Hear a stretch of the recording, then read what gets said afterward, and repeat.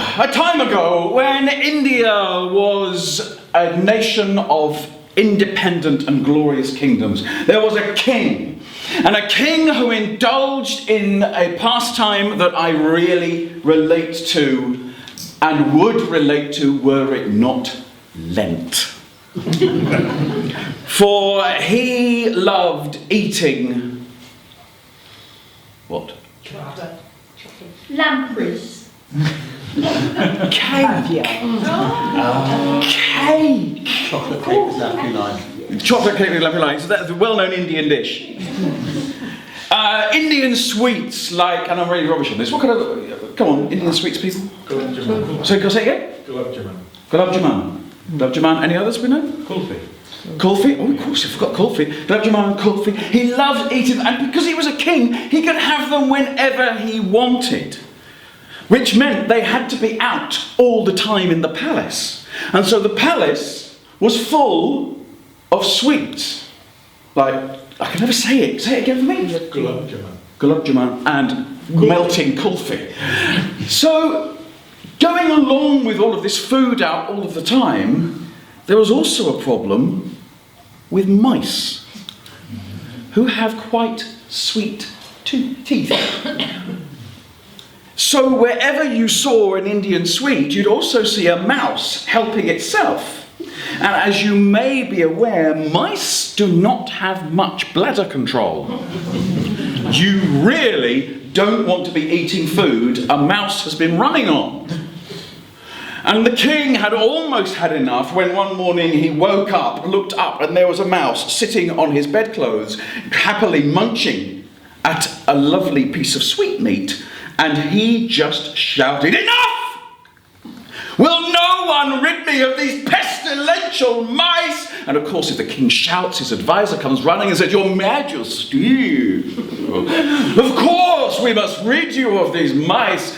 And to rid you of mice, the one animal we need is a cat." "A cat?" said the king.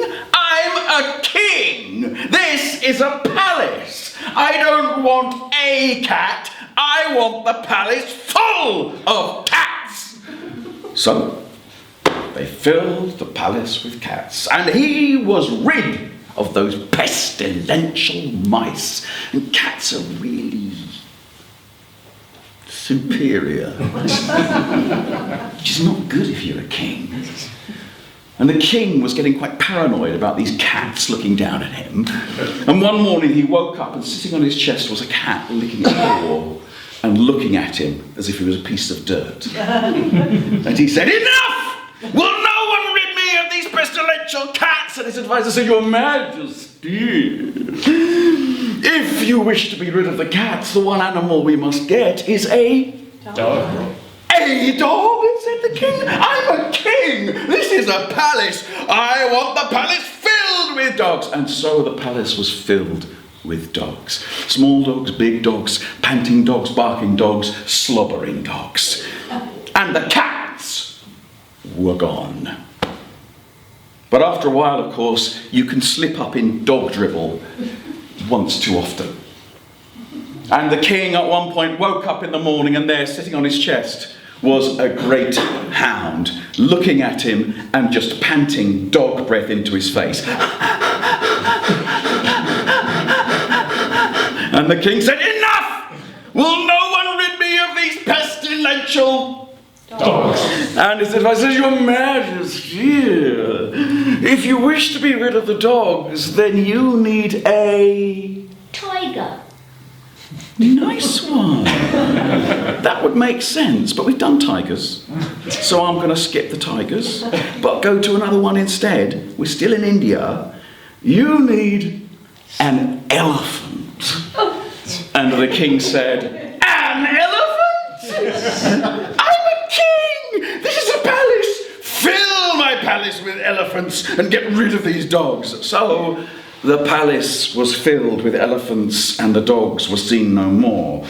And the palace was filled with elephants rubbing themselves up against gorgeous painted walls, sitting on precious furniture, leaving little messages wherever they went. Until at last the king woke up one morning. And there in front of him was a trunk. And next to the bed, because there wouldn't be much king if he wasn't on the was an elephant. And the king said, "Enough! Will no one rid me of these pestilential elephants?" And his advisor ran to him and said, "Your Majesty, of course, the only animal that will rid you of these pestilential elephants are mice." So we go back to the beginning of our story.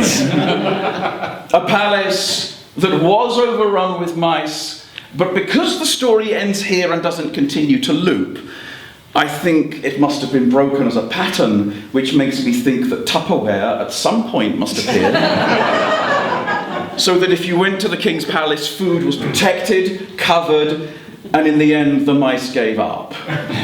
And that's my story for the Panchtantra, and that is how you and I have told it.